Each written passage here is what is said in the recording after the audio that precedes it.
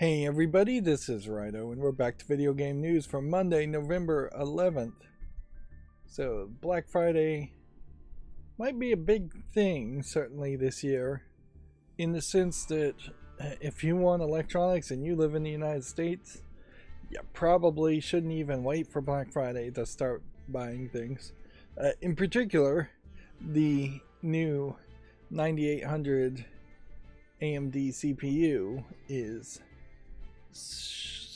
shooting up in price due to demand, and just seems to be the first CPU anybody's been excited about in a really long time. Perhaps Threadripper was the last time people were really talking about CPUs that much. But yeah, just in general, talks even of tariffs is likely going to lead to the prices going up in the United States. Yu-Gi-Oh! Is still doing its little event, and I think for the catch-up section today, I might just get on the ball very quickly and say I'm still playing Borderlands the pre-sequel and haven't really accomplished anything else. Inherently, I am not having the greatest amount of time of fun with Borderlands the pre-sequel. One of the things is certainly the GeForce experience, which is run by NVIDIA and made by NVIDIA, says that Borderlands the pre-sequel should use ultra-high physics settings in the video settings, and that just caused the game to lock up and crash. Borderlands the pre-sequel just can't really handle ultra-high physics settings on my video card, at least. But if you turn it down to high, it runs a lot smoother and doesn't lock up and crash. Of course, it is also worth pointing out that since NVIDIA makes physics, they should know what the right setting should be, particularly since this is a 10-year-old game, so they should have a pretty obvious lookup table as far as what is going on there, unless there's just a major misconfiguration with my computer, which I'm willing to believe. Again, that may get back to the Black Friday thing. Like, on one hand, yeah, I might want to just build a whole new computer a little prematurely. On the other hand, maybe I will just upgrade my graphics card and hope I can live with my CPU, which isn't particularly that old, and not have to replace the motherboard and the RAM also. But yeah, certainly it was the plan previously to only just kind of upgrade the GPU and try to have a mid-tier upgrade on GPUs, and not build a whole new computer with a new CPU and GPU at the same time, because yeah, inflation and everything makes that really pricey. So that's been kind of what I've been thinking about lately.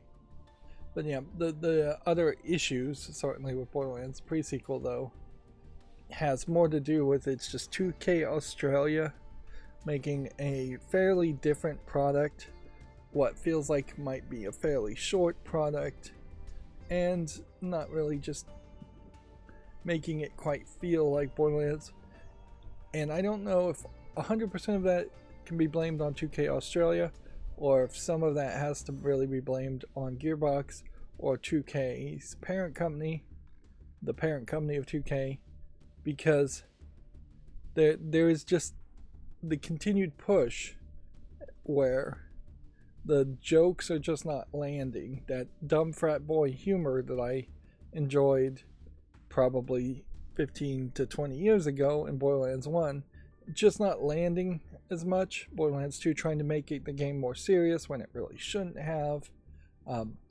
In the pre-sequel, there's a sequence fairly early on where they reveal Mad Moxie to also be a gearhead and like to work on cars, and making her more of a redneck, and making her voice and the way she talks an affectation and a character she just plays. which drastically makes her less interesting because she's then like every other redneck character in the Borderlands series, which kind of makes some sense, but it just doesn't make Mad Moxie more interesting. And they put Mad Moxie in 2 different outfits so far and not shown her in her classic outfit, really. And then there's not too many other characters. There's the only other character I've really met is Ginny Springs, and she's just this Australian blonde lady, and there's not really anything too special about her, and she doesn't seem to be particularly that crazy or weird. And then she definitely has Australian accent. The character class I chose to play as definitely has an Australian theme around her. I think pretty much the 2 main playable characters, other than Athena, have an Australian accent, and Claptrap is also a playable character, which removes Claptrap from the main story, which actually makes him less relevant. So if they were following feedback that Claptrap is annoying and making him a playable character for people who like him and then removing him for all the people that don't, they kind of have failed to understand the whole point of Claptrap, which was to be annoying. Yeah. And so they lose a lot of comedy there also. There is some interesting experiments happening in Borderlands pre-sequel in that there's a lot more verticality, and there are some sections where it is a lot more about jumping up from point to point. That being said, the low gravity on the moon, since the entirety of the game seems like it's going to take place on the moon, then just opens the door to a lot more jumping everywhere, and it's not a very smooth jumping experience. It's not fast. It's a slow, floaty jumping experience that you can kind of double jump and boost yourself if you use some of your oxygen supply, which the oxygen supply concept is just utterly garbage. It adds nothing to the game and just detracts. Plus, when you are outside of an atmosphere in Borderlands pre-sequel, all of the audio gets quieted down. So all of the audio, which needs to be loud and bombastic and really get you hyped, fails to do that completely when you're outside. The psycho enemies that you fight are incredibly repetitive, and that kind of seems like you're only going to fight 2 or 3 types of human in the entire game. They visually are very unattractive to look at and not very varied because they're all wearing oxygen masks too, and there is even a little bit of a gameplay mechanic where you could shoot people's oxygen masks and paralyze them, as it were. But yeah, in concept, those are things that you would have wanted to experiment with, and then in playtesting realize that it just doesn't add fun to the experience. So overall, Borderlands pre-sequel kind of feels like it should just be some kind of like weird DLC that would have been added to Borderlands 2, even though it takes place between Borderlands 1 and Borderlands 2. Or even weird DLC that takes place that gets added to Borderlands 1. But as a standalone game, it's just not really going to matter. And the only thing I could maybe think is that maybe it will be short and keep things nice in that way. I don't think there's any DLC as far as new content other than a arena dome, which, yeah, I've been through 3 or 4 open areas and have not found a single arena actually connected in the open areas, so I imagine there just aren't any in the Borderlands pre-sequel. Metaphor Refantagio is way down here in the 100th spot. I guess I'm wondering if that is falling down. Cats is down to the 84th spot. are we starting to see a resurgence of some classics, perhaps, and people returning to things like Skyrim, and people are just back into playing games? Yeah. And I can't help but wonder if that is the case, if that isn't just a seasonality thing, because it's not like there's been too many new things that would have brought people back to PC gaming. Yeah. I did hear somebody on Reddit, which, yeah, take that for what it is as far as the opinions, but I think it was Ori, the designer of Ori and the Blind Forest, came out publicly and criticized the dialogue in one of the newest games, which isn't even in the top 100, so I'm not even going to be able to tell you the name of the newest game, but yeah, the writing apparently is bad, and it gives you like 3 dialogue choices that are extremely generic options. Of course, it would be way more helpful if you knew the name of the game. My chart continues to churn along.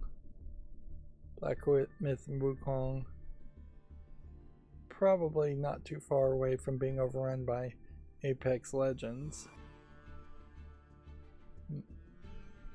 And Baldur's Gate 3, I guess, here is not likely to go much higher.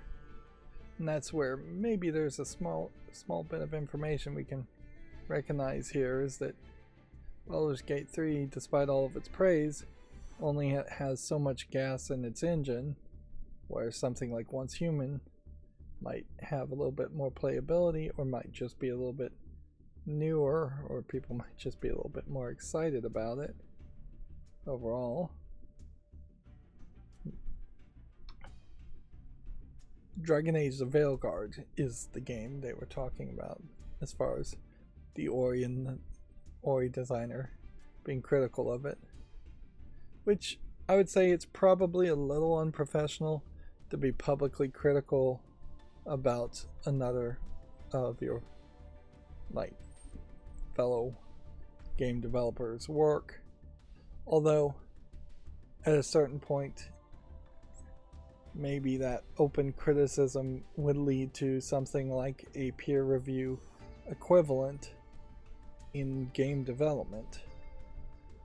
But I feel like the danger there is it would just fall into being extremely negative without any real positive suggestions or criticisms happening, while also inherently ignoring the fact that it might very well have been publishers rushing the release of a game or demanding certain elements that have caused games to have problems.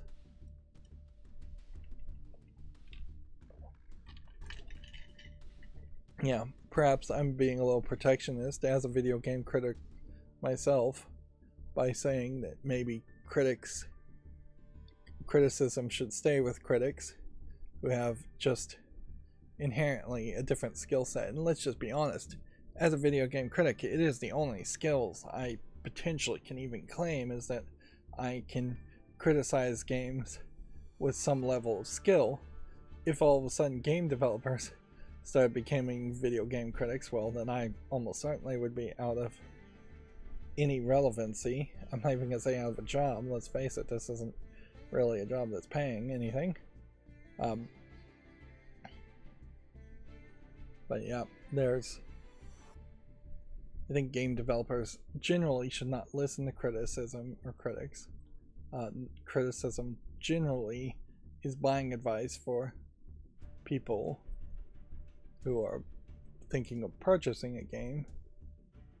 Let's see what the ratings are from your average reviewer on Steam. Indicate apparently is also happening right now.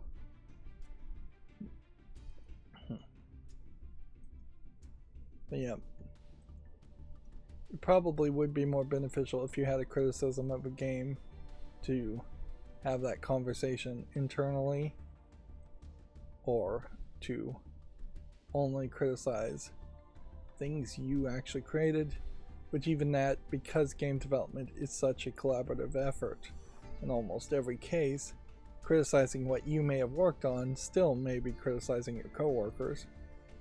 And yeah, game developers are already overworked, and so it does also seem like somebody has too much free time to publicly come out and criticize the game.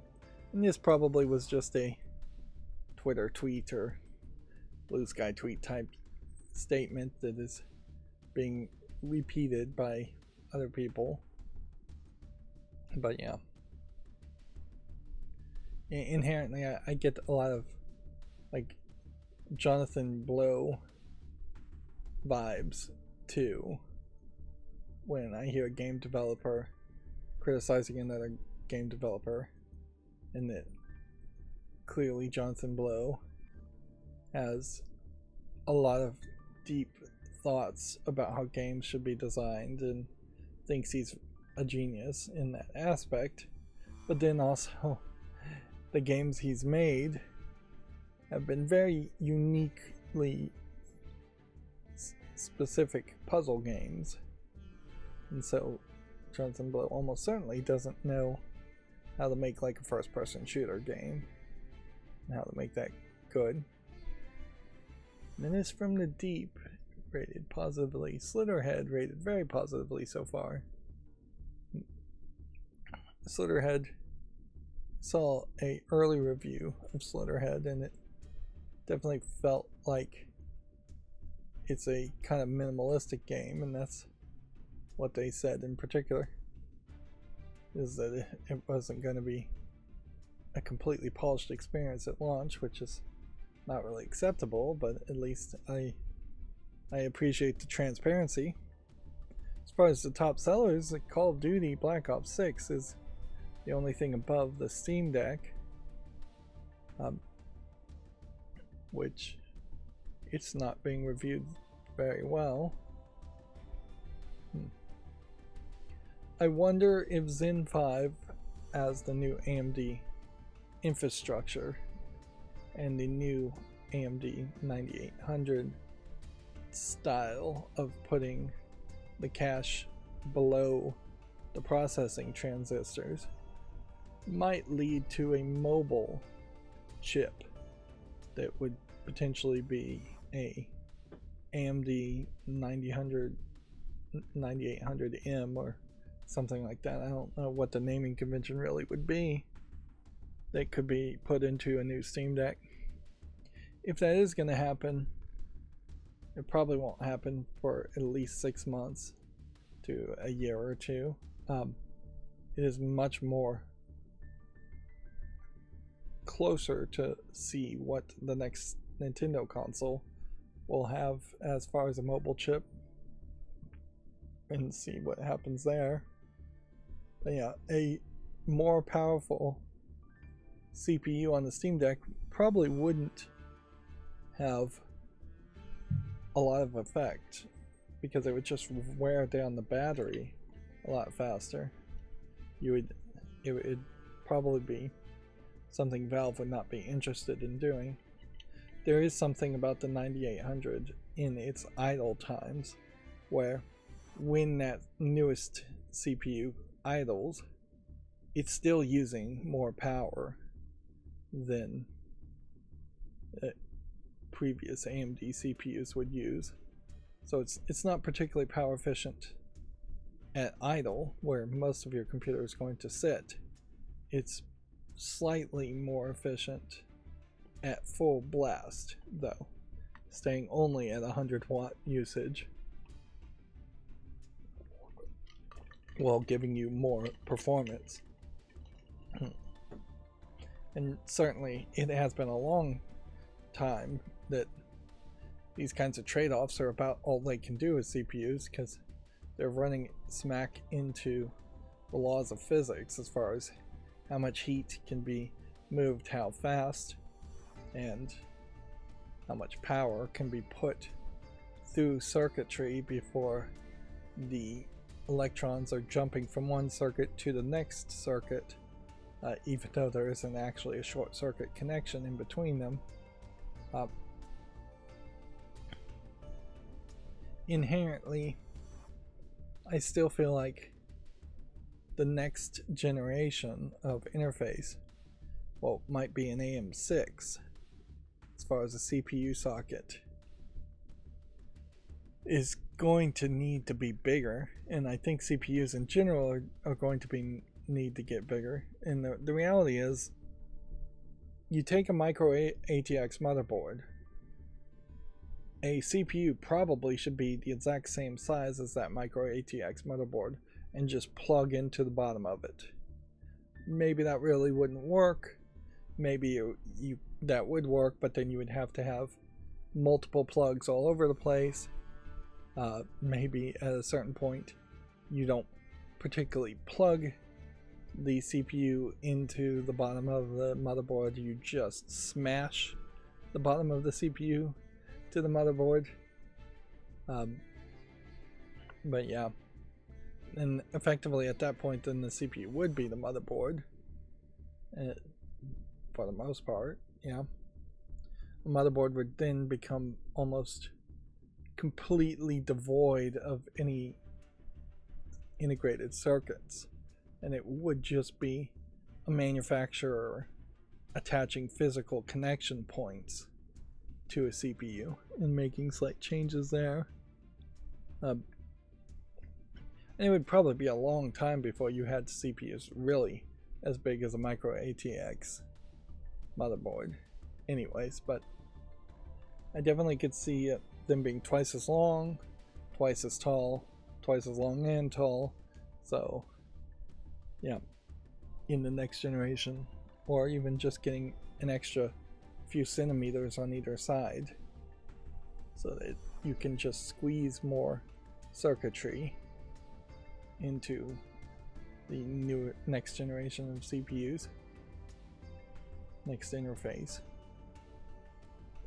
I don't own Borderlands 3, and I can't help but wonder if in comparison Borderlands 3 will be received by me a lot better than Borderlands pre-sequel.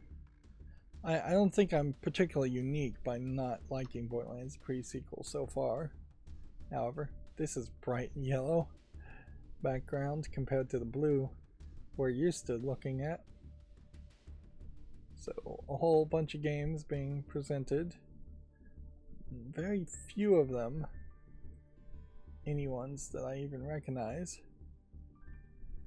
Saw a YouTube video talking like the American McGee's Alice Asylum game had been canceled, when in reality the game was just a game pitch that had never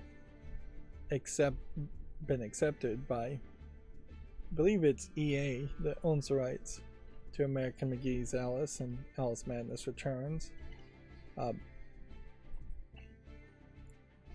yeah, the use of the phrase canceled, I think, was incredibly deceptive, and the video goes to state things that I think are from a fairly naive perspective.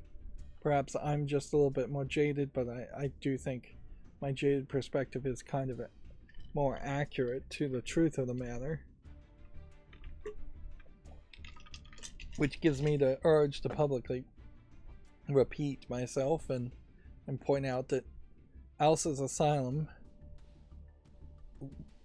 was always in this very unique situation where if EA wasn't going to fund it, which EA obviously had no interest in funding it, EA has barely had interest in even selling Alice Madness Returns and American McGee's Alice in the first place. American McGee working on anything with Alice in the name put him in a high chance of potentially being sued for copyright infringement.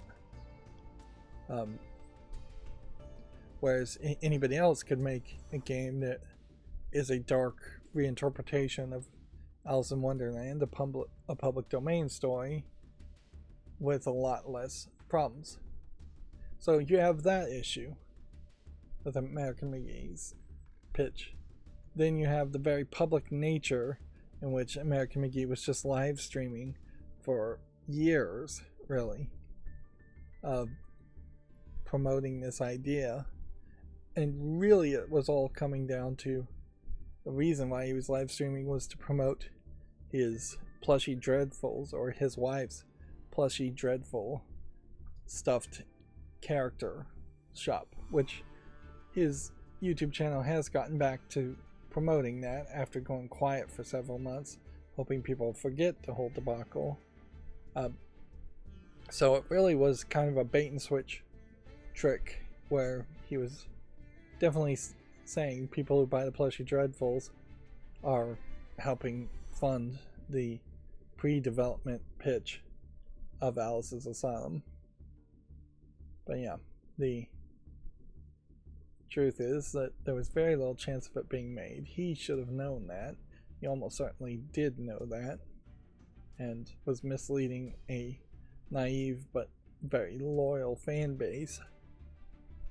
And in the meantime, he also announced the Wizard of Oz game that went nowhere. And then the second he got rejected, which he should have known was going to happen, he gave up completely, having no backup thought at all.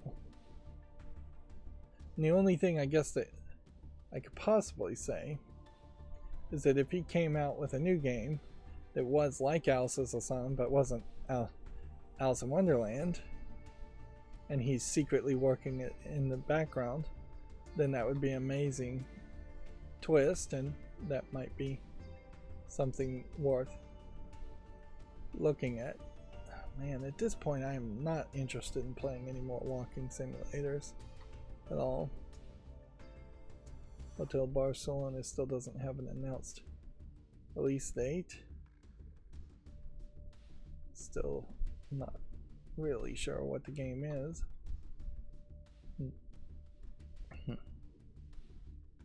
This one's already out. It is also, here we can see Dragon Age Veilguard is mostly positive at 72%. So not doing great, but not terrible either. It's also worth pointing out that American McGee's Alice Madness Returns was made by a real company called Spicy Horse with real game developers. Spicy Horse basically got shut down and people got let go. There is not enough talent around American McGee living in China to develop a video game. He just does not have a team for that.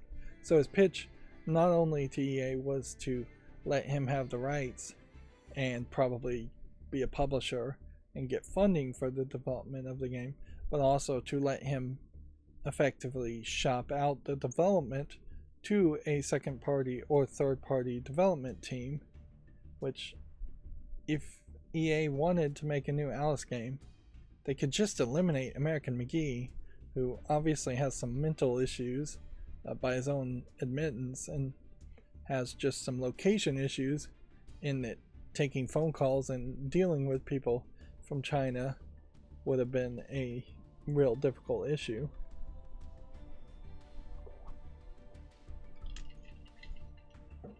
So yeah, he totally just was not set up to be so public about that attempt. He could have been private about it and that would have been fine, but he was really just screwing with people by being so public about it and riling up a loyal fan base. Now, you could make the same claims to things like the Legacy of Kain fandom, in that there's been a lot of call from that fandom for remasters, but nobody's really teased that fandom and said that there is going to be a remaster.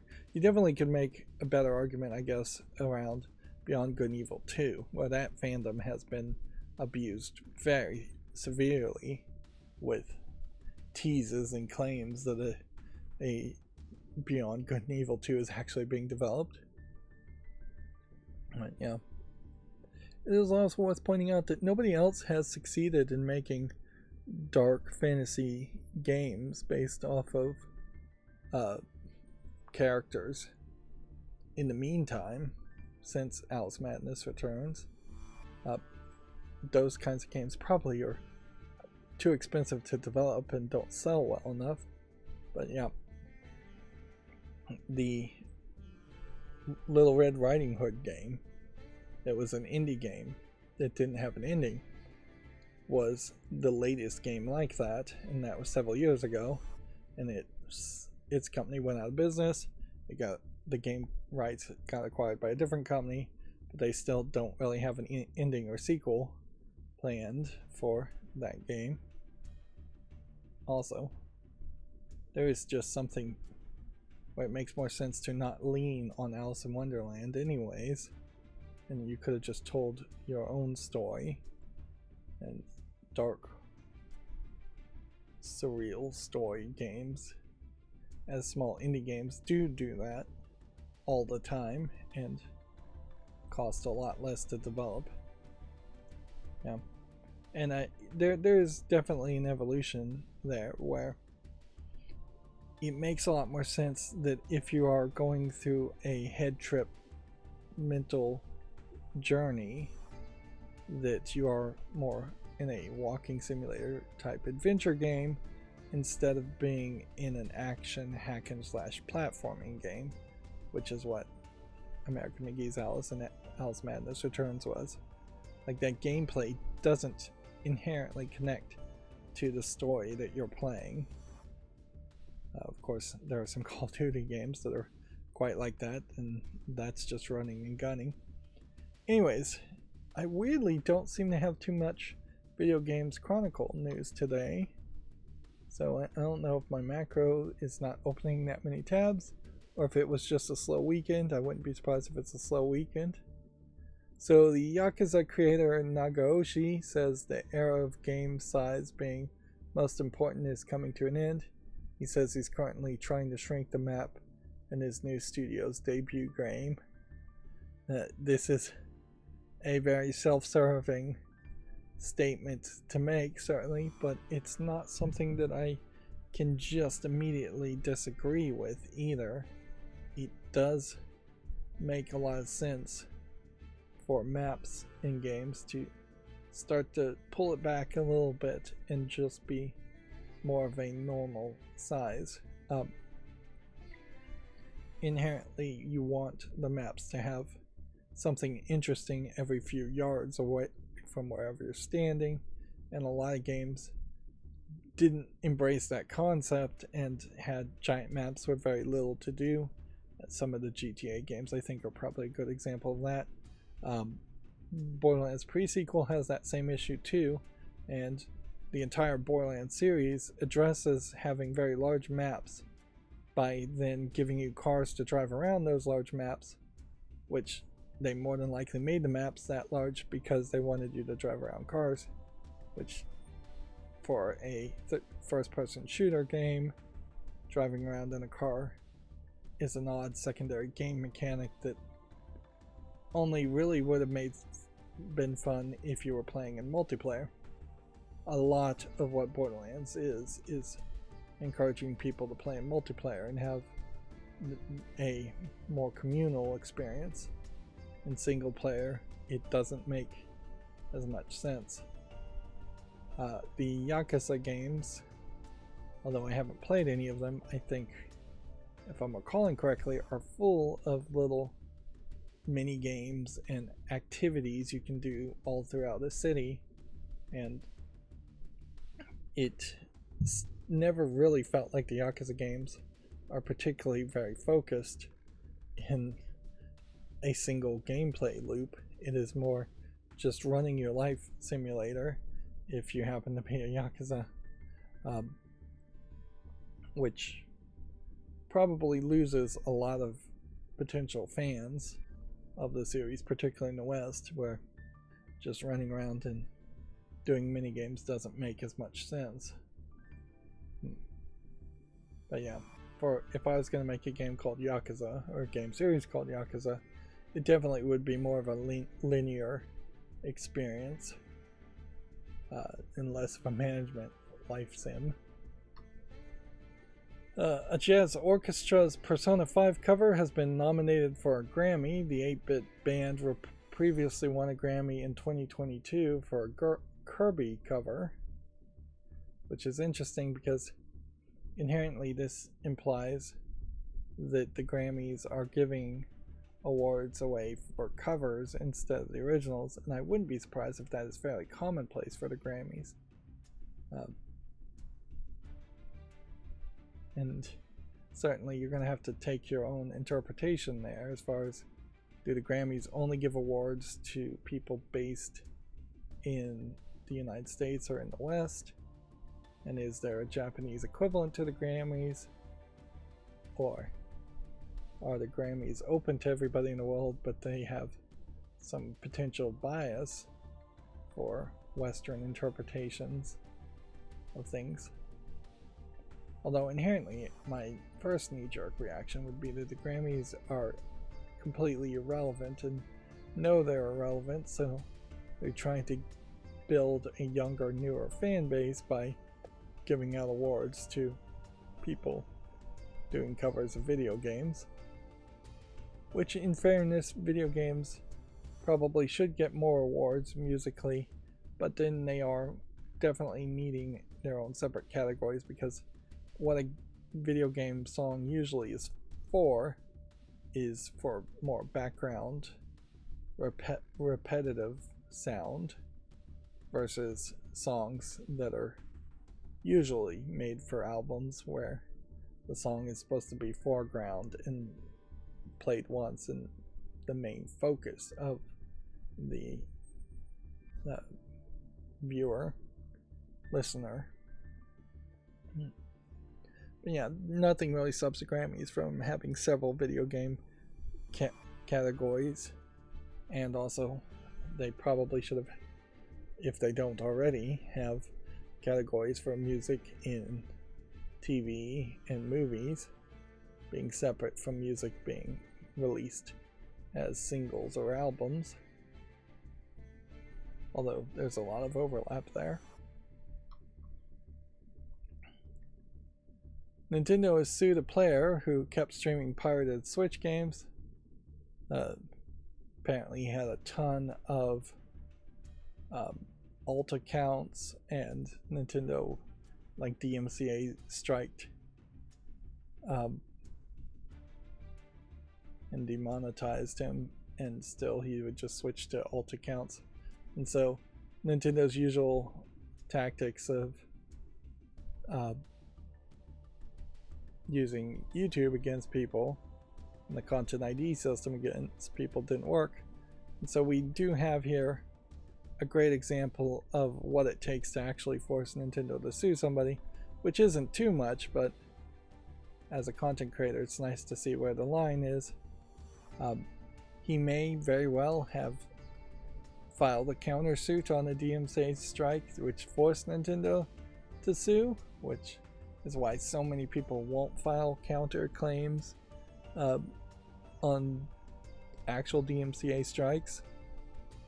Clearly, he's playing pirated Switch games, which is going to piss off Nintendo, and this really would be the only kind of thing you would do if you are deep in a country that doesn't care about US or Japanese copyright laws and have an account that is just completely disconnected from your real world personality, so people couldn't track him down.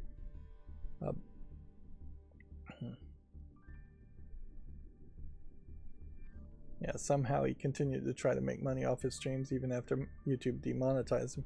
So at some point he was so successful he was monetized on YouTube.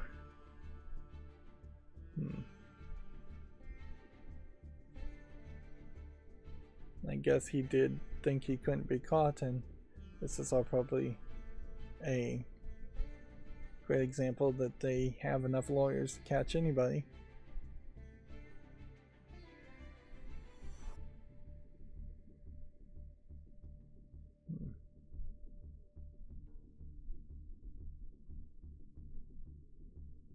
Although Nintendo says that it submitted dozens of takedown notices and platforms such as YouTube and Twitch have shut his channels down, says he continues to unlawfully stream Nintendo copyright works and thumb his nose at Nintendo and the law. Notice how Nintendo is before the law in their claim.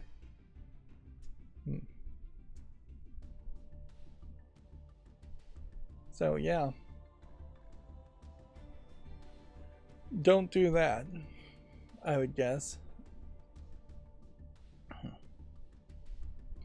And one can't completely ignore the possibility that at some point YouTube and other streaming platforms may just get proactive, and there may just be a deluge of people's channels that get deleted due to them streaming Nintendo content in one form or fashion. And that's why I've always been very much in the mindset of not making any Nintendo content at all. Which, yeah, if Nintendo was more cool about it, I would probably have played some Nintendo games. There was at least a couple of Nintendo games I played on my Switch that if I could have captured the video, I would have been able to comment on it and would have enjoyed doing that, I'm sure. After over 10 years of making content and talking while playing a game, I don't tend to really find a lot of fun sitting in silence playing a game. Although I still do it for some of the mobile games I'm playing. Still playing Memento Mori, by the way, and Pokemon the trading card game. The Card Captor Scar game I'm not getting back to very fast. And certainly not coming back to it every day. I think I said in previous times that the Pokemon trading card game has an autoplay mode, and while it does in solo mode when you're playing against a computer, it does take that away from you when you're actually playing against an actual person, which makes a lot of sense. Otherwise, you would just have two real people click autoplay mode and then walk away. The Pokemon trading card game has introduced some new events in the past week or so that are pushing me to play against actual other players and just kind of jump around the menus to make sure I'm trying to collect as many cards as possible. But there weirdly does seem like there's just a cap on how many cards I can really get, and so it does feel like if in the next month or so there isn't a new expansion that doubles the number of cards you can get, you're gonna have this weird situation much like Marvel Snap. But Marvel Snap addressed their situation by constantly adding new cards. Yeah. I think I have somewhere around 190 cards, and there's in this expansion only 226. And I haven't put a dime into it. But there is very noticeably also in Pokemon the trading card game premium stuff. So at least 2 premium currencies that you cannot get in any other way. So you can't get every playmat and every card sleeve and every decorative thing without paying money, which kind of sucks, but is probably making the Pokemon Company a lot of money otherwise. Special Nintendo Direct is going to happen later today that will show the Donkey Kong area of Super Nintendo World. This is in the Universal Studios Japan, the Nintendo World that is still being built, I believe, in Florida and in the United States. I don't think is anywhere close to being done, and more than likely it will have a Donkey Kong and a Mario area at the same time. I'm not sure how much extra space Universal Studios Japan has for them to potentially add a third world, and I'm not sure what the third world would even be. It would probably be more of a Pokemon world, or maybe a Pikmin world, something that Nintendo solely owns. But yeah, I'm not sure what else you could do. It's a lot of square footage that is at a premium in Japan. I also heard a survey saying that the amount of Japanese boys who have actually kissed has severely dropped down to like 25% of all 13 to 14 Japanese boys have kissed another person romantically. So yeah, the COVID probably had an effect there too, but the overall just decline in romantic interest is happening earlier and earlier in the newer Japanese generations. It is almost certainly the pot calling the kettle black to say this, but there's, I think, a major flaw in how the schools are designed in Japan. This coming from somebody in the United States who fully admits there's major flaws in the way schools are designed in the United States. But there's just too much of a demand and too much of that Asian style pressure put on Japanese kids, and societally there's just too much pressure, like, for not enough room for kids to be young and dumb and have sleepovers and play spin the bottle and just have natural socializing events that parents cringe and don't want to know their kids are doing. But if their kids aren't doing it, those parents are not going to ever see any grandchildren in Japan at this rate. Anyways, that's not video game related though. It's just the sad state of a potential declining population of Japan, which population decline is going to happen all around the world in a lot of places. And inherently GDP and economics have always been built around increased population. So we need to think of a new paradigm as a way to increase gross domestic products and increase the economics of your country by not tying it to workers and the number of people that can be exploited. And that might come down to just general accords of debt relief between different countries, where certain countries guarantee debt relief to another country because less people have been born, thus there's less global greenhouse emissions being created in the future, thus maybe crops grow better in a different country. It's an incredibly complicated argument. You would have to make an agreement that would have to come about around it though. Like, in the long run, yes, if there was less humans, you'd need less crops, you'd need less mining, you'd need less resources in general, so then there would be less demand for products. So how can you make less demand for products a good thing to your country is the question, because it really is just flipping everything on its head. But I'm getting into an economics rant, so let's move on. Let's see, the PS5 Pro price has not had a negative impact on sales of the console, says the Sony president. Hardcore users are the target of this hardware, says Hiroki Totoki. I had heard that sales numbers weren't particularly great, though. That there had just been kind of a burst of people buying it, thinking that they could flip it, and then there wasn't enough demand for it to sell out, so the people who bought it, thinking they could flip it, now can't flip it at a markup because there's not a shortage happening, although that could change at any second. Yeah, it's a hard pitch to buy the PS5 Pro, considering the fact that there isn't a single new game that really demands it or even feels like it benefits too much from being on the PS5 Pro. But yeah, if you were to buy a PS5 Pro right now, you might get stuck having to use it for the next 5 to 10 years in some capacity, and that's a long commitment for something that's still probably a little too underpowered for that. Having any hardware last 6 years even is almost impossible because technology has been evolving so much, and I probably won't slow down.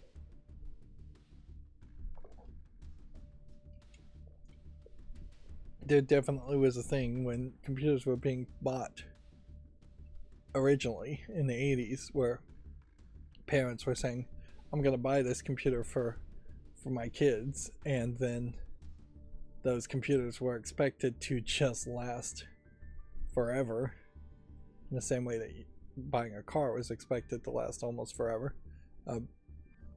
So there definitely is probably some sticker shock when Pentium 1s got effectively replaced with Pentium 2s, and Pentium 2s got replaced with Pentium 3s. And then there was just this ever increasing cycle of every 4 years needing to replace things. Cell phones have been a lot better about that, where early smartphones were easily replaceable after a year or two, whereas nowadays, unless you're an Apple fanboy, there's very little reason to upgrade your cell phone more than once every 2 or 3 years, and you're only really upgrading your cell phone at this point because the batteries are burnt out. So if they just had replaceable batteries, I would stick with my same cell phone for a lot longer, although there are security patches that you stop getting from smartphones. Moving on, this year's Grammy nominees for Best Video Game Soundtrack have been announced. 5 games will battle it out for the prestigious award. So what are the games? Avatar: Frontiers of Pandora, God of War Ragnarok Valhalla, Spider-Man 2, Star Wars Outlaws, and Wizardry Proving Grounds. Noticeably, Wizardry is the only game here that seems like it's even slightly small budget, where each of these others feel like they probably paid extra for composers and very possibly paid extra for the consideration in the Grammys. And it definitely screams that if you're going to have a best score soundtrack for video games and in other interactive media, you probably need to have those awards broken down into 2 or 3 sub awards for large budget projects, medium budget projects, and small budget projects, because a small indie game does not seem like they have any chance of actually succeeding here. And in the case of music, a small indie game could have somebody who's musical compose their own song, and it could be way better than most music in most games, and that deserves, in my book, more awards than a composer who probably already has a few Grammys on their shelf getting one more. Insomniac has paid tribute to the Spider-Man 2 actor Tony Todd.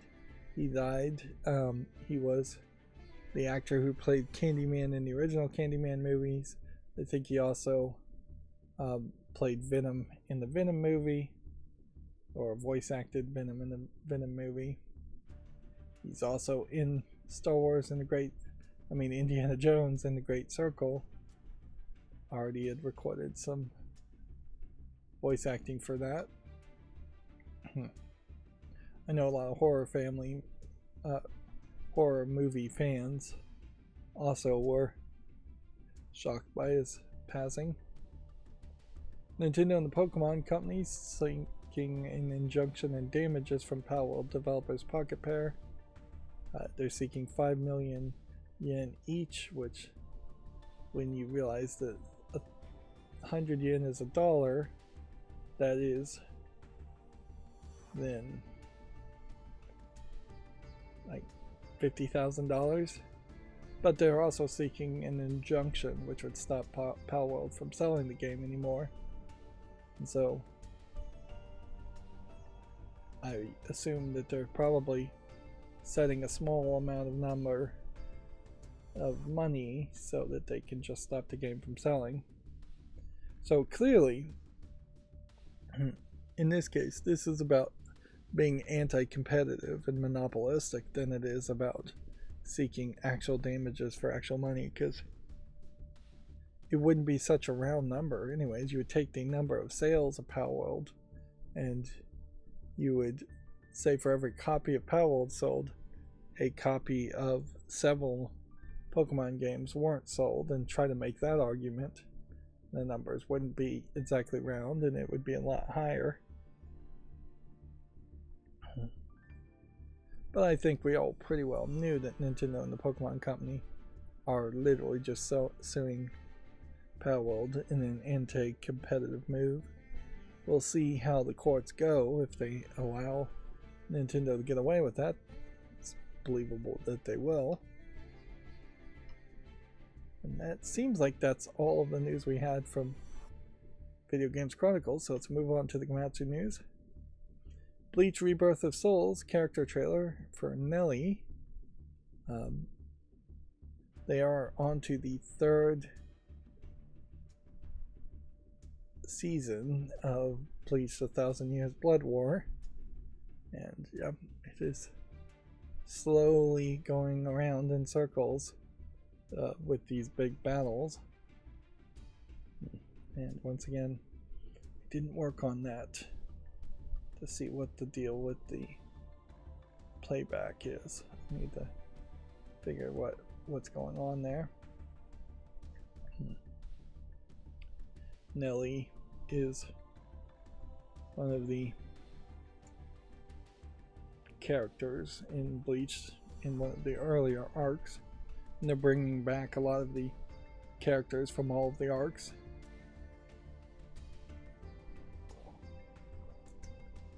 Which it probably ends, the Thousand Year Blood War probably is going to end the story a little bit better by saying all of the events were important in the previous seasons and arcs of Bleach, whereas the way it kind of ended before had a lot of arcs not really matter so much.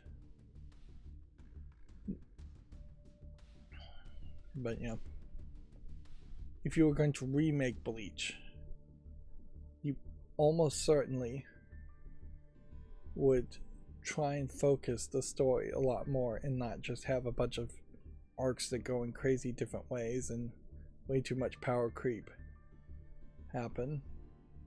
There is definitely a abridged remaster remake of Bleach that would work better and probably would end in the Waco Mundo arc, which would have made a lot more sense.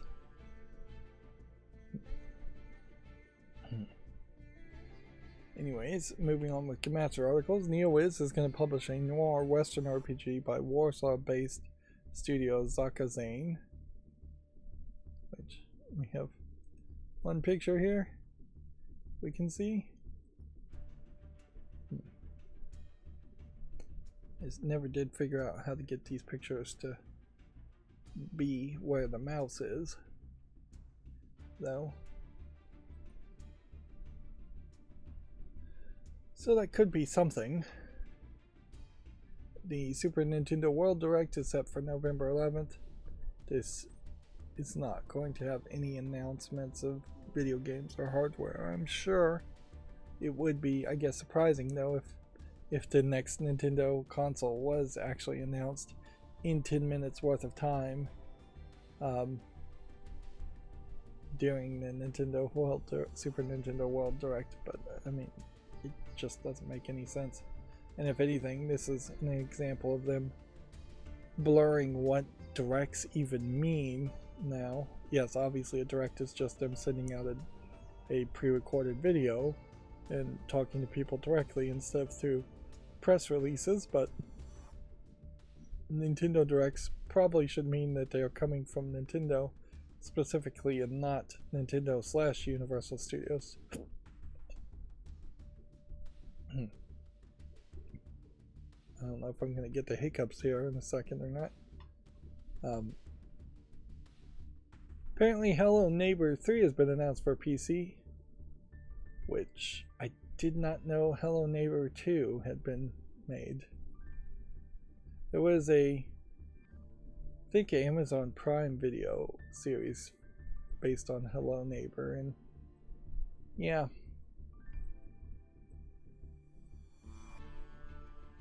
You don't know if there really was a real story there that really mattered too much.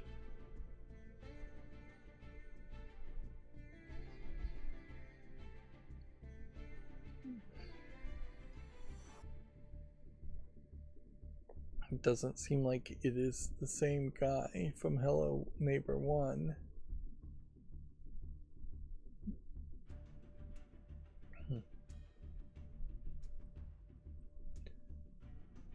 The way the cartoon went was that it seemed like the guy from Hello Neighbor 1 was keeping something evil locked up, and it possibly got freed by him being defeated.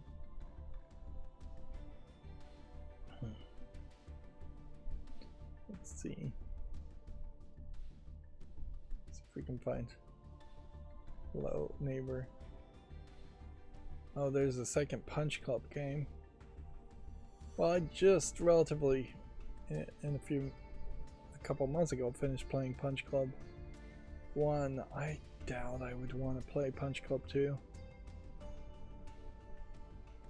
Yeah. This guy was in the cartoon, and a lot of what I'm seeing here feels like it was from the cartoon. So there is a Hello Neighbor 2.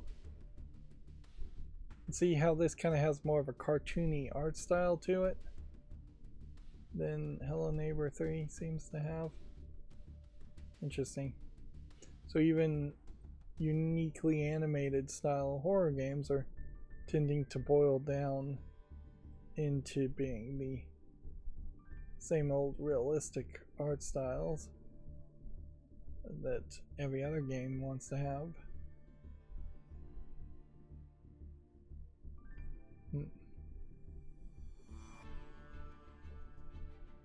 There's a lot of free alphas of versions of Hello Neighbor. And almost certainly this is a series that was streamed quite a bit, and that gained it a lot of popularity.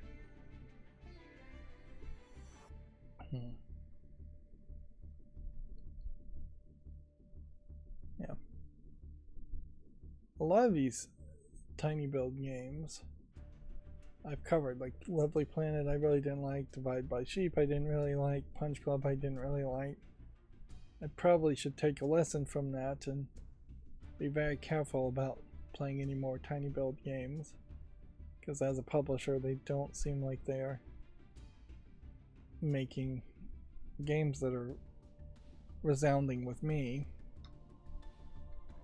Let's see, this week's Japanese game releases: Dragon Quest III HD 2D Remake, Legend Horizon Adventures, and more. I haven't heard any reviews for Legend Horizon Adventures. A Beyblade game. Also, Minecraft for the PS5.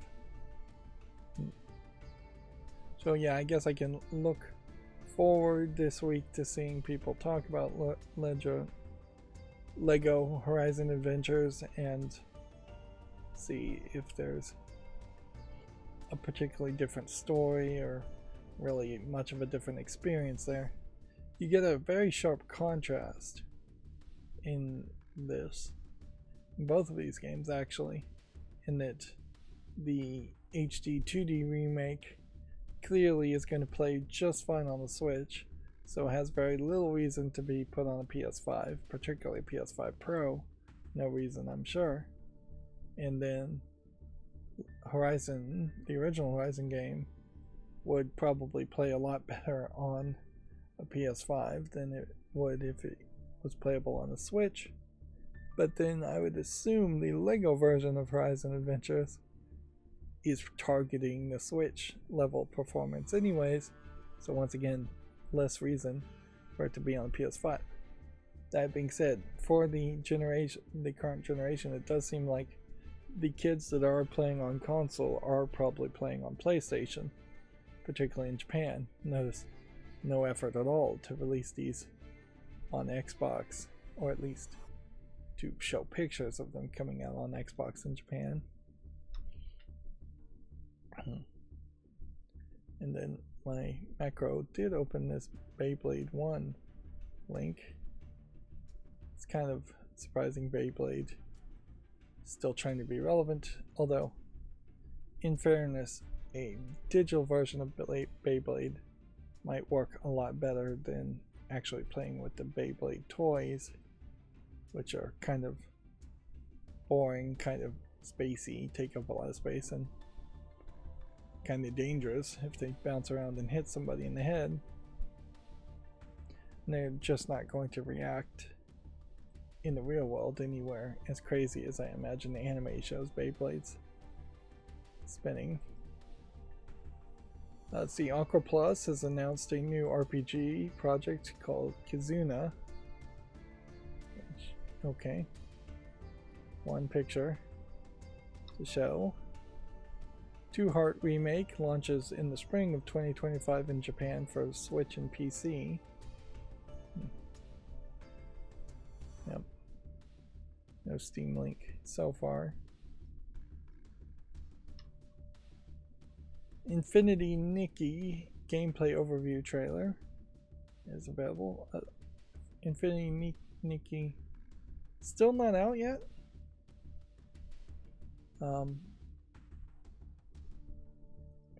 Imagine that's not gonna really play.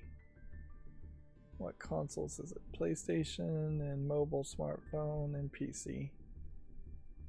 Apparently it is coming to PC. But yeah. Not Steam. But yes, to Epic Game Store.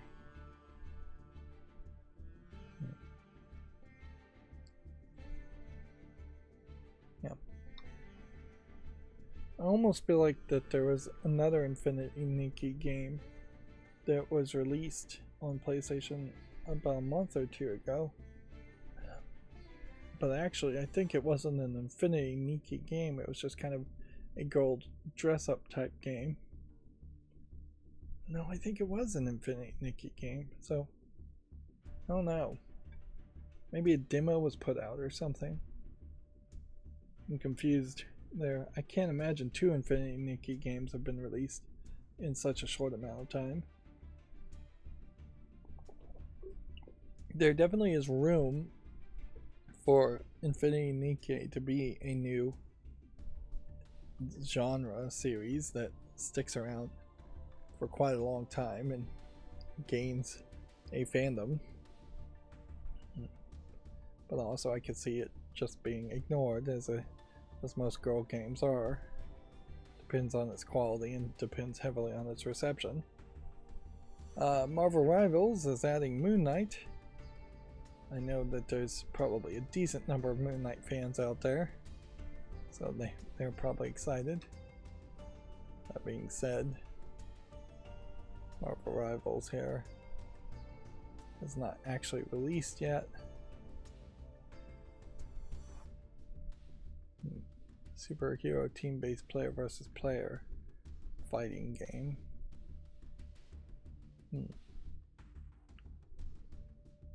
Yeah, I'm not sure if that will work or not. It probably won't. Yeah, I'm not sure much of anything Marvel video games wise is going to work. I think they probably just really dropped the ball by not making Iron Man games when the Iron Man movies were coming out, and just having video games release much closer to the movies releasing. You would have had to have the foresight to assume that the Marvel movies were going to be very successful, but even now, when there is some assumption that Marvel movies are going to be very successful, you're not seeing games being made trying to tie into the movie experiences, which really you just need to repeat the movie experiences beat for beat, and that would be good enough, I think, for many people, instead of trying to have these bigger live service games, which obviously game developers are addicted to. Let's see. Aquaplus has announced a Jasmine visual novel revival, Never Ending Summer. So yeah, still getting a consistent amount of visual novels being announced. Utoromono Shiro e no Michishirube has been announced. That was a long sentence. What kind of game is this? I kind of lean towards JRPG.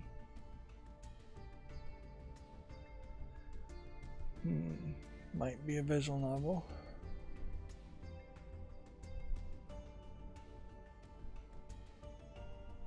The gameplay system will be based on monochrome Mobius Rights and Wrongs Forgotten, but further evolved. So you'd have to know what this game is to get a reference there.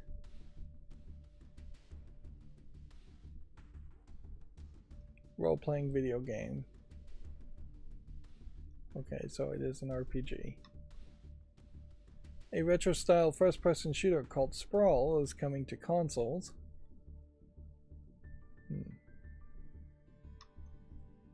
Here, it is already extremely positive, or very positive, I should use the right phrases, on Steam, and it's been out for a while.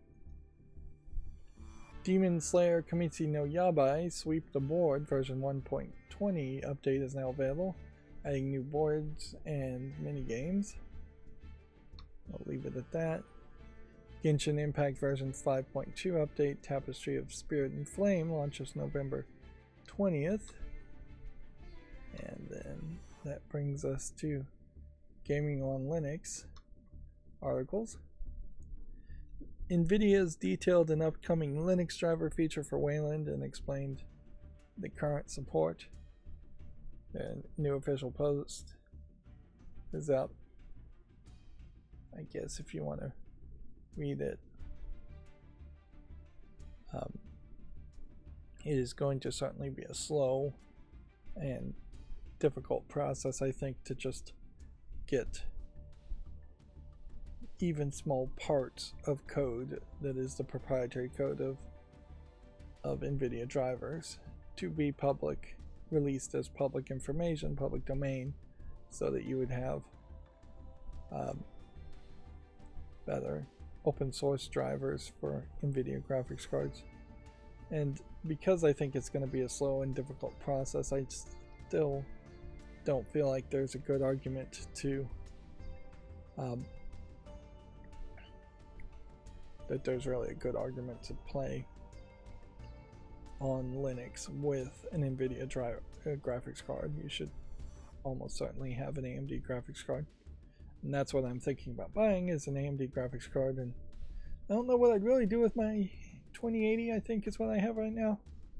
Maybe just leave it in the computer and have it for recording and rendering. Maybe there would be a trick there that could be done where I could swap between GeForce, NVIDIA graphics, and AMD. Probably not. I'm not even sure Windows is going to really like if both graphics cards were plugged in at the same time. My motherboard probably doesn't have enough lanes to run both graphics cards at the same time. But yeah, I don't know what else to really do. It's either build a whole new computer with an AMD graphics card, or just buy an AMD graphics card and live with everything else. So yeah, and I already have 2 servers that run graphics cards that are good enough for running a server. It really doesn't make a lot of sense to put a 2080 in there anyways. Yeah.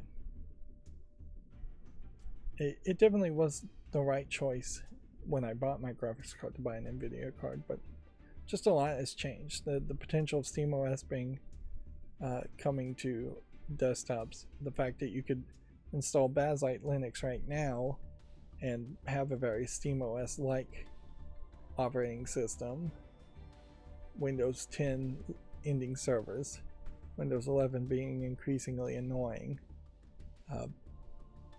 and just the technology as far as what a AMD graphics card can do, and the fact that most game consoles are using AMD graphics makes it much more competitive now. Moving on, S in Box, the spiritual successor to Gary's mod, now has a Steam page up, which, yeah, it's a very different world nowadays, I'd say. So I'm not sure how many people really would embrace something like Gary's mod. And this is really just going to help bad programmers program on the source engine, which I think is the wrong engine to really program on. City building on a massive creature, the Wandering Village. Research and economy update is live.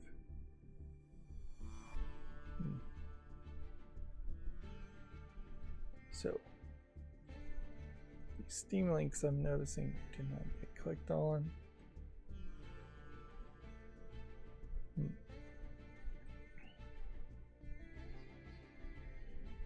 Still not sure I really want to play a management game though.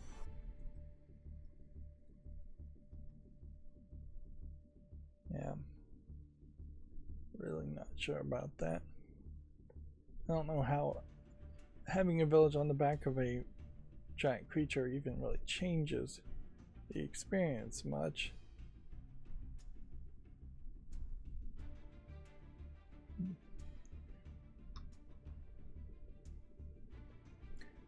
Luanti, formerly known as Mindtest, version 5.10.0, is out now, bringing user interface updates, fancier shaders, and renaming it the work. Luanti itself is not a game, it's a voxel game engine, so instead you add games to it in mods like Voxy Libre, clearly heavily inspired by Minecraft, although anything that's going to be a voxel in this first generation of voxel technology is going to probably look a lot like Minecraft. Razer Ginny for configuring Razer devices in Linux version 1.2 brings new features.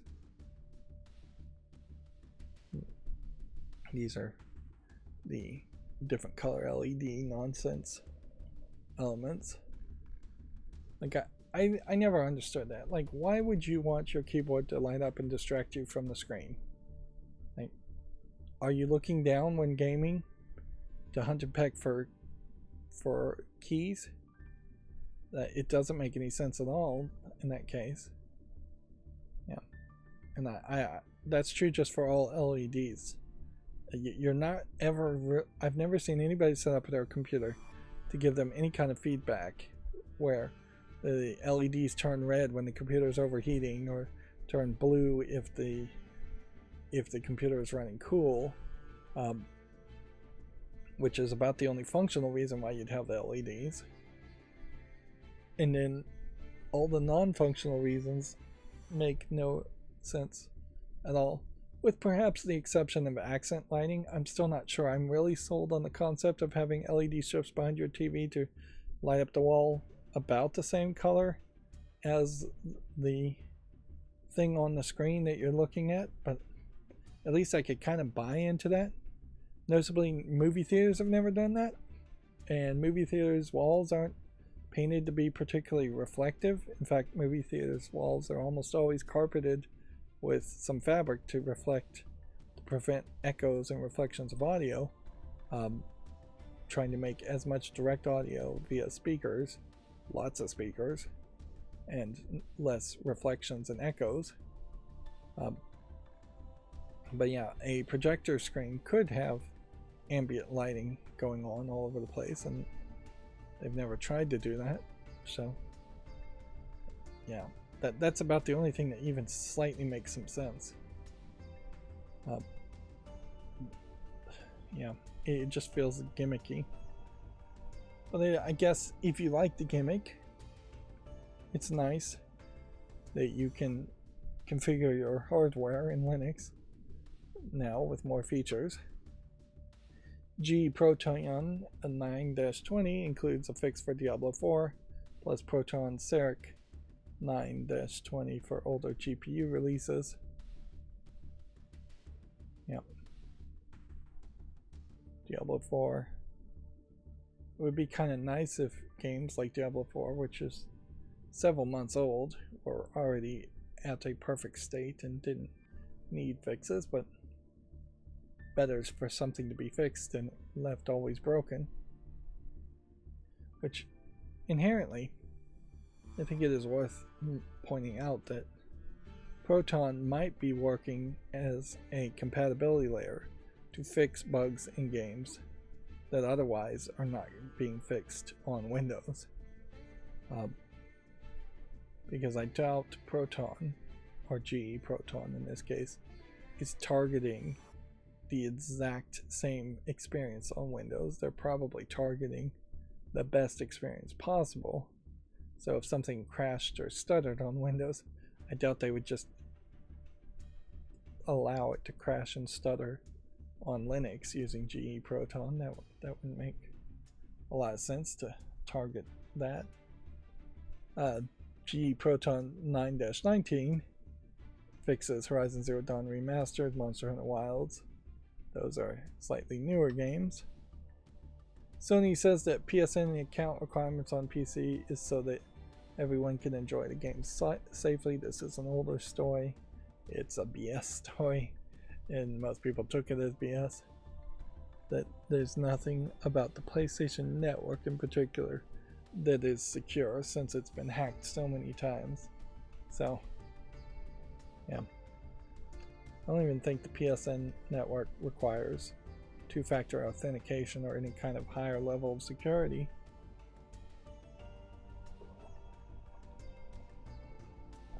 Somebody could probably make the argument that a third-party login does add security if that third-party login did do major two-factor security or require more complicated passwords, things like that. But I don't think PSN can make that argument in any way. Steam Beta has gotten a fix for Wi-Fi on the Steam Deck, plus AMD GPU startup crashes on desktop. So, still getting these little small fixes, which, yeah, I imagine we'll see a lot of that. It is probably the case too that if a new Steam Deck 2 model came out, there would be an introduction of a whole bunch of other little things that would need fixing over time. So I imagine they will just constantly be putting out little patch updated versions of SteamOS to address that, in the same way that Windows is constantly putting out bug fixes for Windows Update. Wine 9.21 is now out with more Direct Play and Direct 3D DirectX 9 improvements. Remember, Proton and GE Proton is based off of Wine. So, yeah, if you can install Proton, you would use Proton. If you can't, you would use Wine. It's going to probably be a more difficult experience using Wine specifically. Blood on the Thames is a Victorian London murder mystery, now available for Linux. Let's see.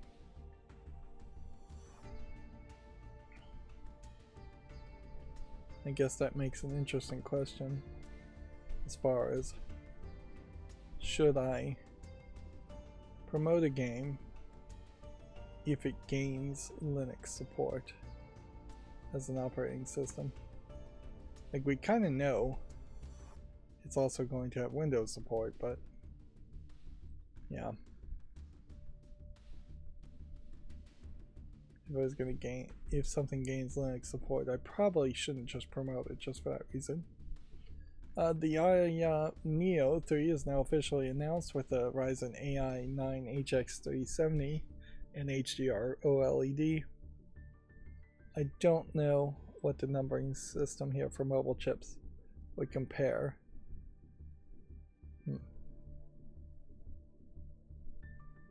Yeah, Ryzen AI 9 HX370 or the AMD Ryzen 7 8840U.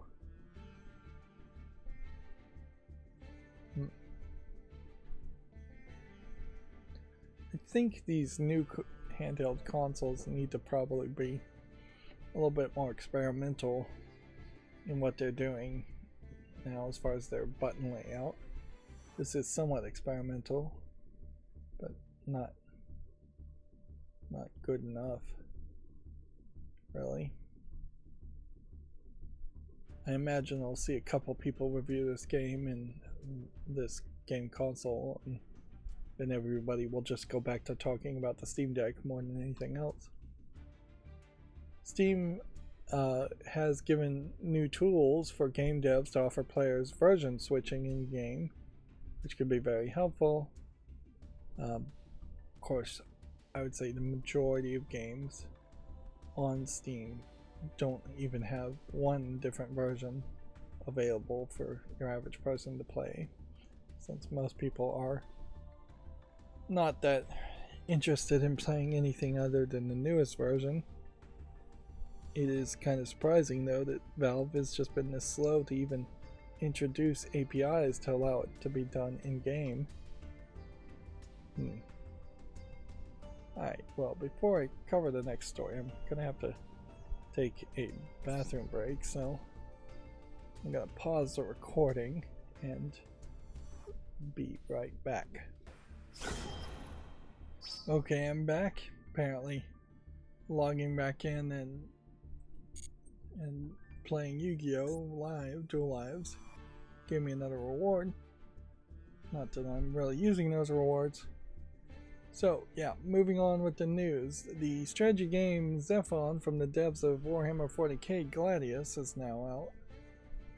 Here's another one of these videos that is oddly not quite centered, although not really bad enough for me to really mess with too. Definitely my percentages are slightly off, but that's not the worst. So yeah, this looks like a modern take of something like Command and Conquer to me, which in fairness maybe Warhammer 40k is much more of a modern take on something like like Command and Conquer, and maybe I've been missing out this whole time.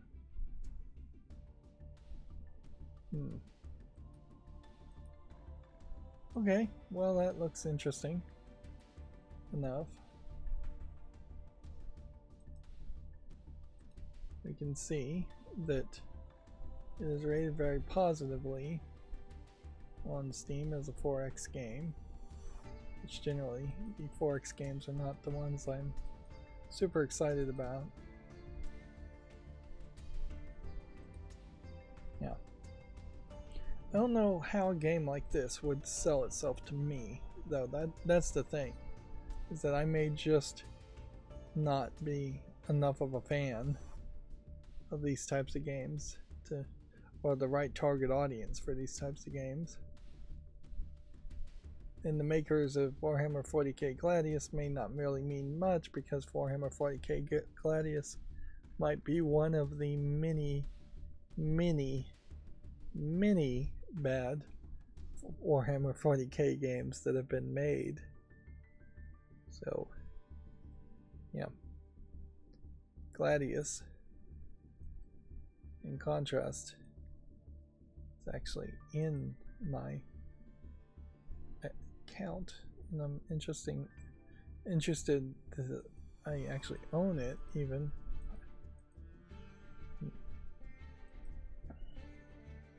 I still am in a very weird situation right now. And I think most people probably are in a weird situation right now where I really cannot recommend buying software. And unless you just absolutely have no games you want to play on Steam, which it could be the case. This is an older article. But yeah. If tariffs do happen in the United States and you're in the United States, then buying software is almost certainly a low priority, because buying something digitally probably won't be affected by tariffs. Buying CDs, DVDs, things like that might be affected by tariffs, but then there also is just an assumption there that things like that, smaller things like CDs, DVDs, Blu-rays, 4K, UHDs, and even books, there's probably a lot of those sitting in warehouses already inside the United States. Clothes, with its super fast fashion, might become a problem, but then there is probably a decent amount of clothes sitting on shelves in the United States. So in short runs, tariffs won't affect that. It's really electronics, in particular your gadgets, the next iPhone, the next MacBooks, things like that. Those are potentially skyrocketing from 15 to 40% higher, is my guess. And that technology just does not stay around and maintain its value. So yeah, now is the time to buy electronics. Of course, they're always trying to get you to buy electronics, and if you don't actually need electronics, that's fine too. If you're not trying to go to 4K TVs and your TVs are fine, then live with what you've got. TVs in particular these days are often very cheaply made, so you have to be incredibly careful and not just buy the special models they make for Black Friday that are designed to fail after a year, because the quality is there. Appliances, washers, dryers, refrigerators, things like that. Yeah, there's probably not that many of those sitting around in warehouses. So if you need a new air conditioner, water heater, refrigerator, dishwasher, washing machine, dryer, things like that, now would probably be the time, which is kind of a shame, because with the exception of the top of the line washer dryer combo unit from Samsung, there is not a good washer dryer unit that I've seen, and I was hoping that that technology would improve quite a bit over the next couple of years, that you could buy a potential washer dryer combo unit that didn't require you to move clothes from a washer to a dryer and was priced certain ways. Other household gadgets like robo vacuums or just vacuum cleaners in general, again, things you probably would want to buy. All the smart devices I love to buy and screw around with very possibly are going to go up in price. So yeah, that definitely is on my mind.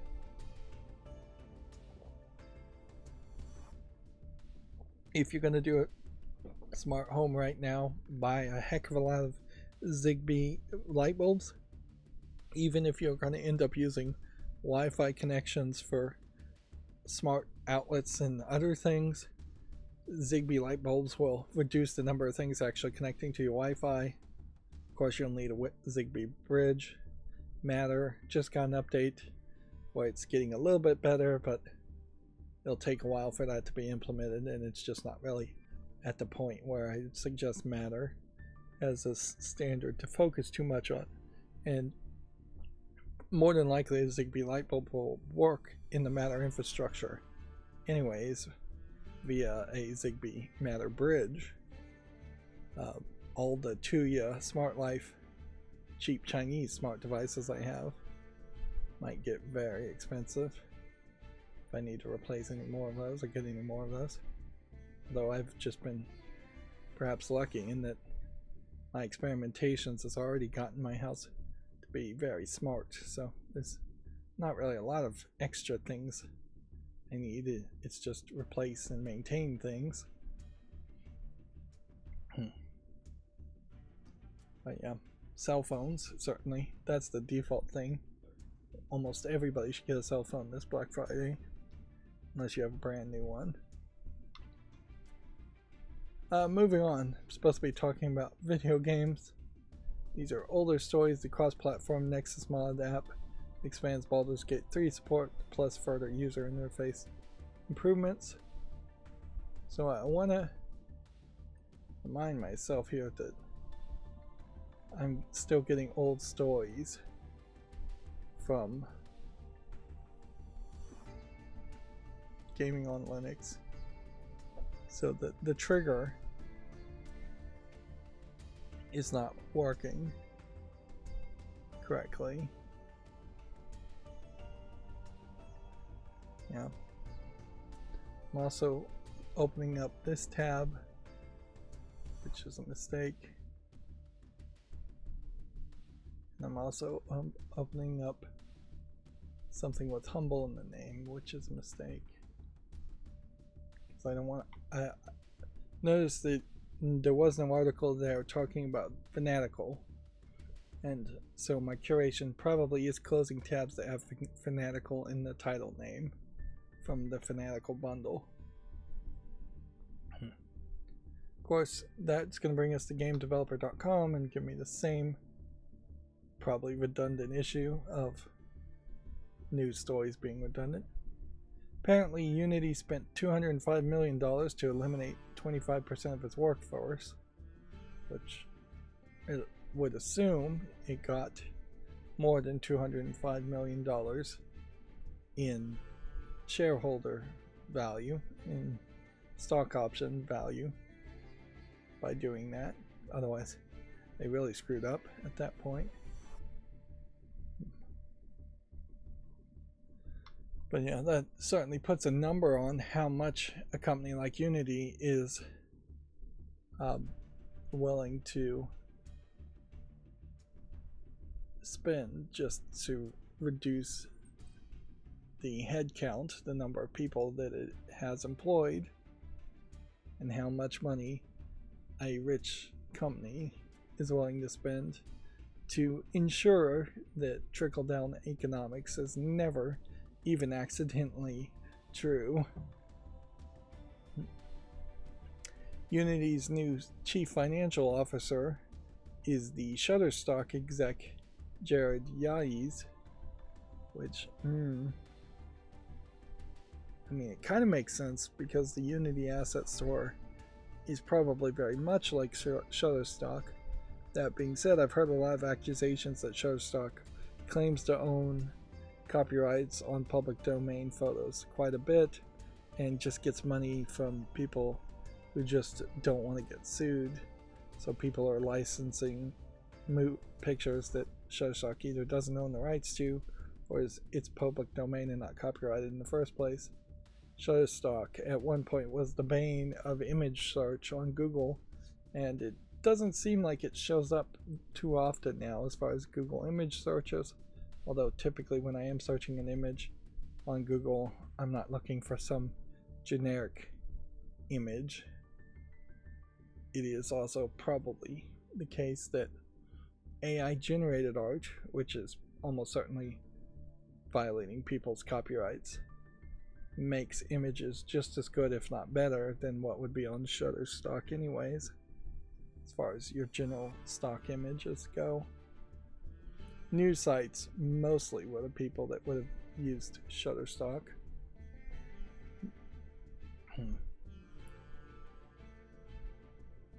But yeah, that doesn't inherently inspire any real confidence in me that Unity is going in a direction that game developers would like.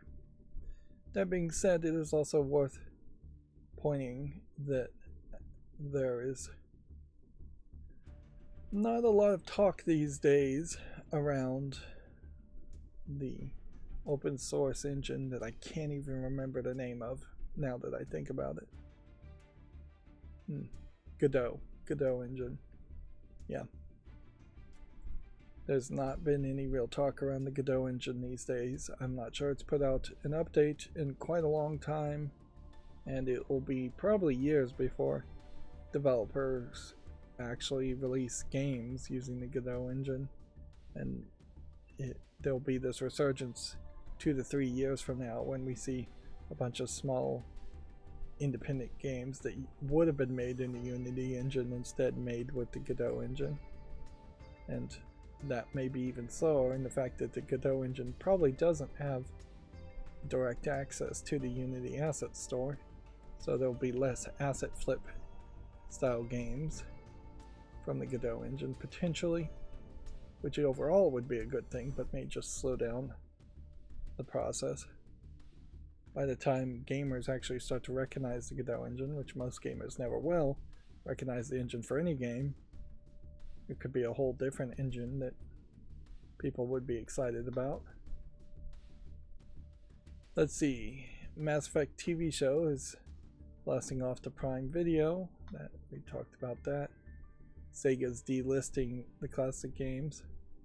I saw a YouTuber claim that they suspect they're delisting all of these games because these games just have the original ROMs included in them on Steam, and that they're going to try and resell them with some kind of encrypted version of the ROMs and an emulator that would prevent people from taking those ROMs and putting it on a different emulator or a different platform.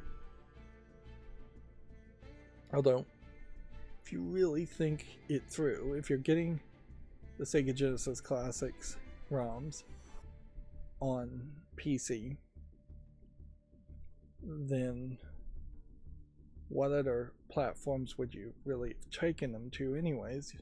Little portable handheld Famiclones, a unlocked Nintendo Switch for the few people that have jailbooted or jailbroke their Nintendo Switch.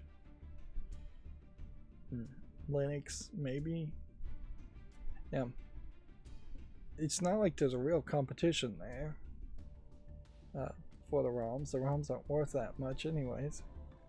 This is more than likely just Sega trying to resell the games for money more than they're trying to encrypt the ROMs so people can't get them. The ROMs are clearly out there. They've been out there for a long time. So if you can't get them legitimately by buying it on Steam because they delist it and are going to delist it in December, then people will just go back to downloading the ROMs. And it would be a fairly trivial thing. You get a VPN, you find a torrent, you download a torrent that is going to be fairly small if you're just looking for Sega Genesis games.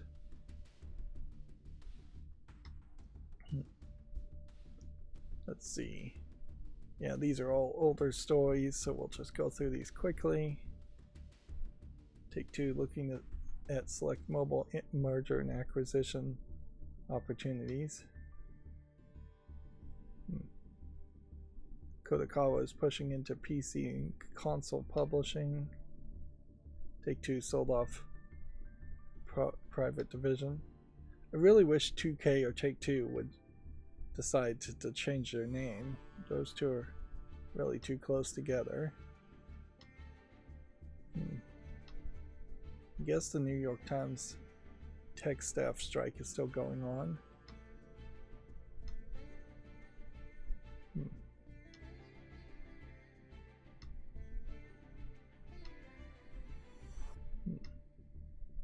The real question here, though, no, it's not working, but did I open all of the stories this time on Steam? I mean, all the stories from GameDeveloper.com. I hope I did, but I don't know for certain. Alright, well that's going to bring us to all the new games on Steam, so let's move through these quickly. Nah. Almost said yes to that. Nope. Maybe. Sure. Parking world. Build and manage parking structures. Nah, that seems a little too ridiculously specific. This looks like some kind of Yahtzee-like game. Maybe something here.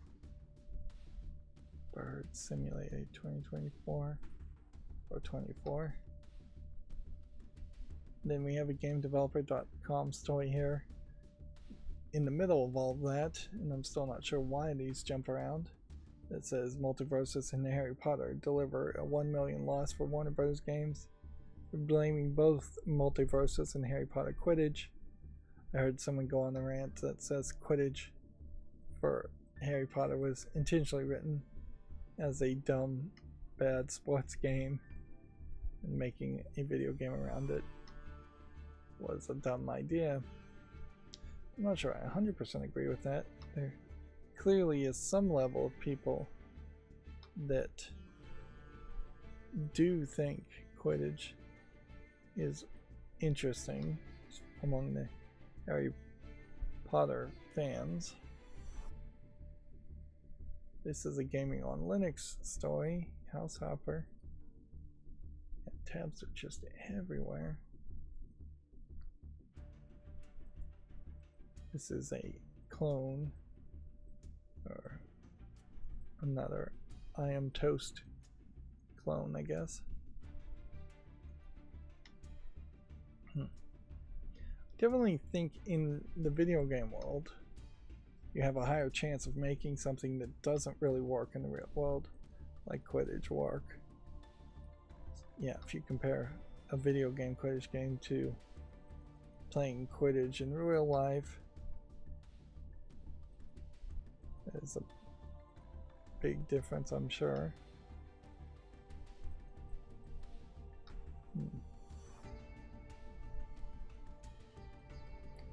It may not be so much video game related, but yet another yet another of the stores in Japan. One of the major sellers, online stores, is deciding to use MasterCard and Visa and only use internal Japanese style banking's transaction services.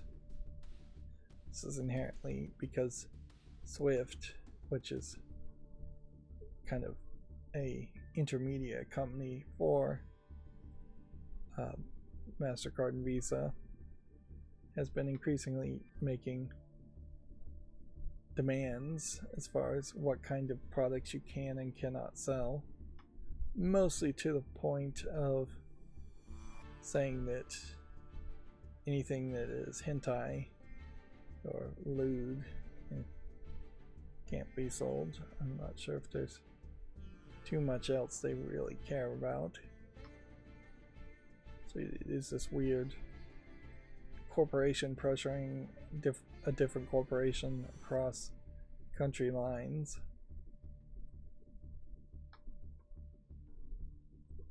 Very possibly because there might be some laws or pressure coming in from some government in the United States or Western world.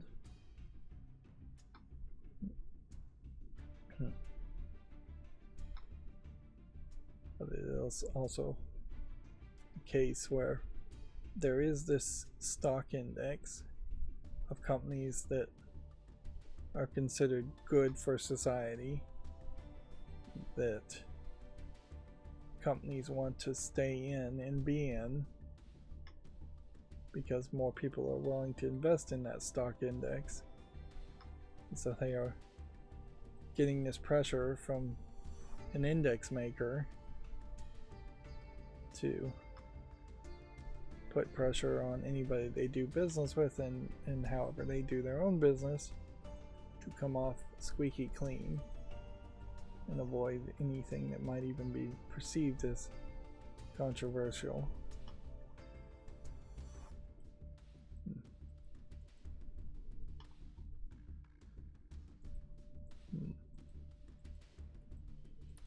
was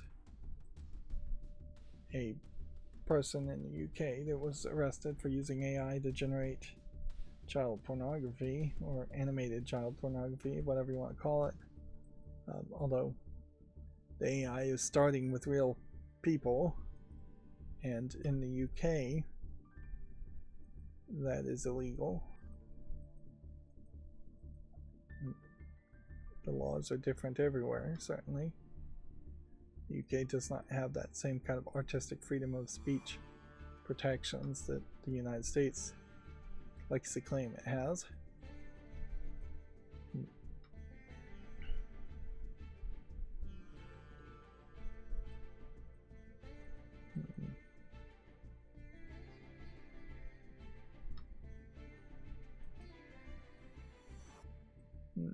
Yeah, I can see people making an argument that there's a difference when you start with a real picture of a real kid and use AI versus starting with a drawing of a character, not referencing it. There's even a difference there if an animator is literally tracing or photo referencing, looking at a picture of a real kid and then drawing a animated character. That's approaching the lines of unacceptable in my book, morally speaking. Maybe countries and laws shouldn't try to establish morals so much as what is legally wrong and what actually is hurting society and what isn't. I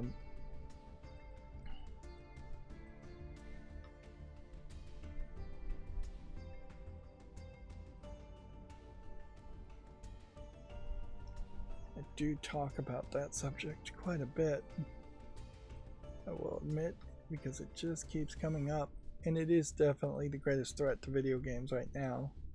Anyways, you can do any level of violence in video games with nobody trying to censor you. You can't do any level of romance, love, or nudity in video games. You can make a game where the character is completely reprehensible and evil, and that you won't get into any real controversy there, as long as it's not a school shooting simulator.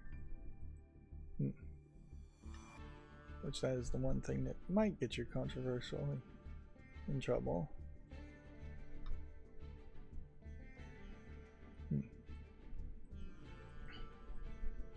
You can't, I guess, touch on religion too much in video games.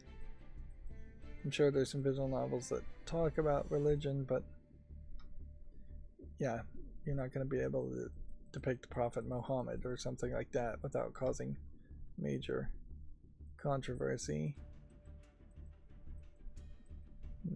And even the few games that do have Jesus in them don't really do anything interesting with it or anything controversial with it.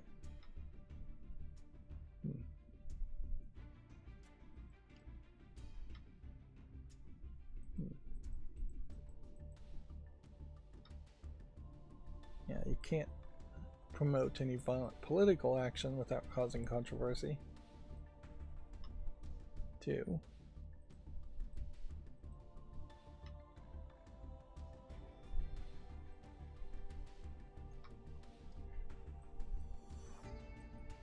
I guess that's probably in part a good reason why there's never been a V for Vendetta video game.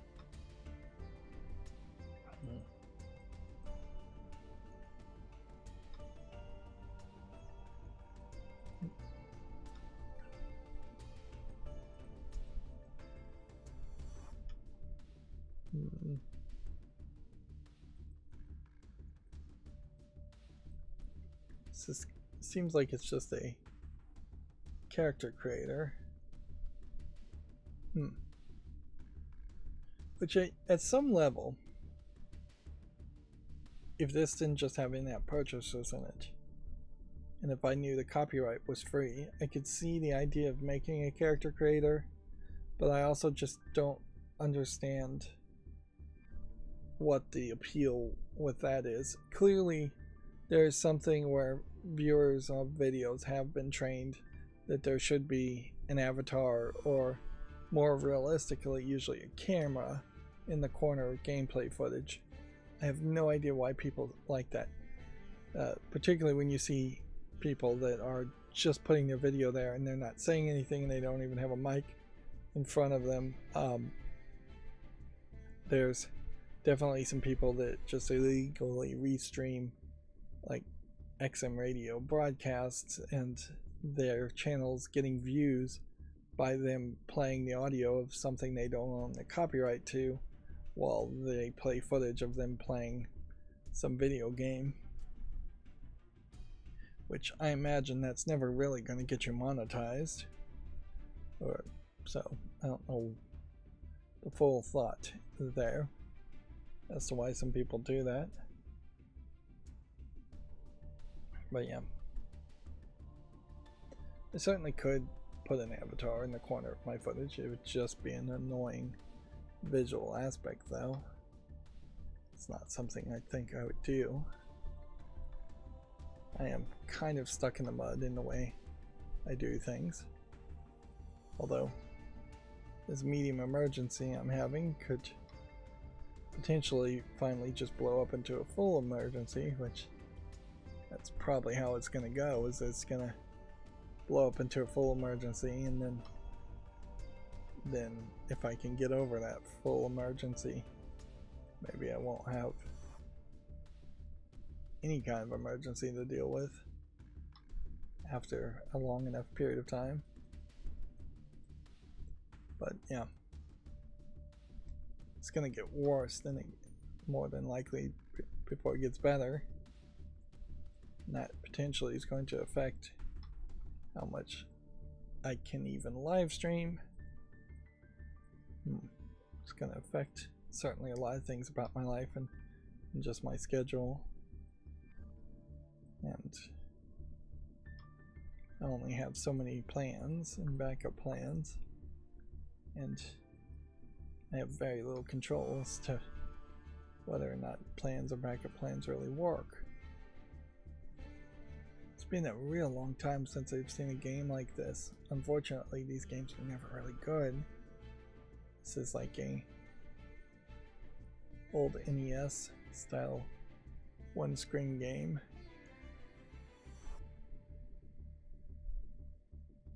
They weren't particularly fun when they first came out, though, where you're walking around and enemies move up and down ladders and left and right on platforms, and you're just trying to avoid them while picking up collectibles and possibly making your way to an exit.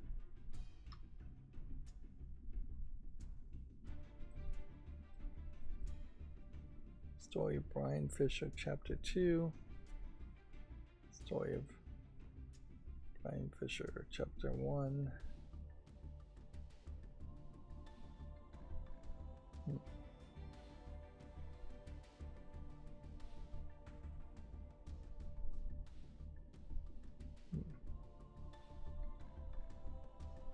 So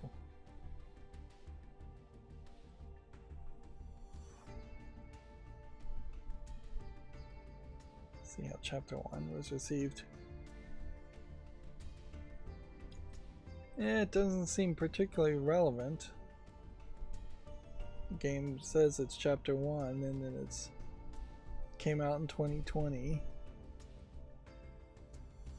That's just too slow of an experience. Now I will applaud them and say that this looks like they've bumped up the visuals a bit since in that 4 years, but yeah, I have to say that's just too slow. That at this point they needed to have re-released the first game or bundled the first game. These merger games, I guess, will just be around forever, but none of them are going to have them really stand out. I would imagine the merge games are somewhat popular on mobile, and thus That's why there is so many of them coming out to PC.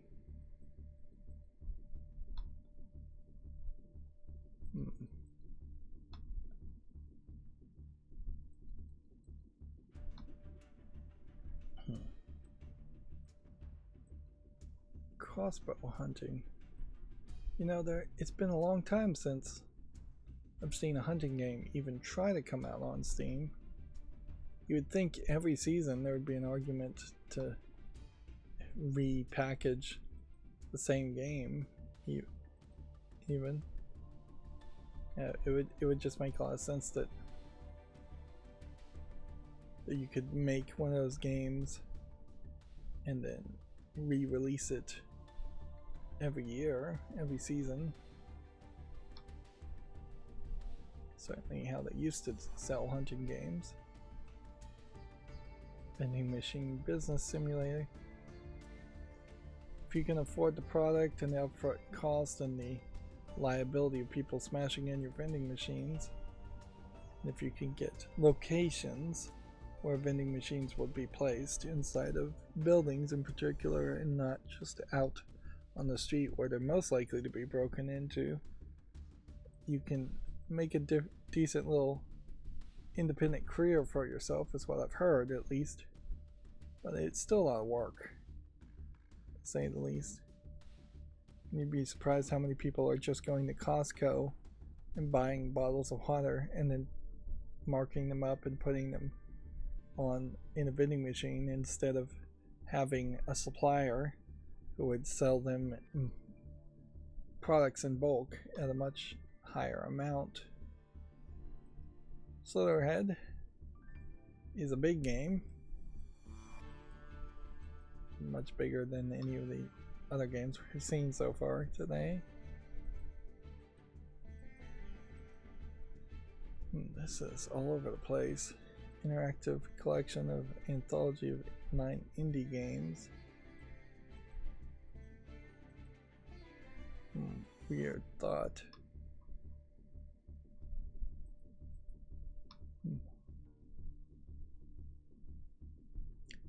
Yeah. Well, that's the end of the show. Despite some stammering that I feel like I've had today and maybe just been a little bit low energy, we were able to get through all the news, at least all the news we saw. And yeah, that'll be that. As always, I ask you to like, share, subscribe, comment, and keep on watching. Thanks.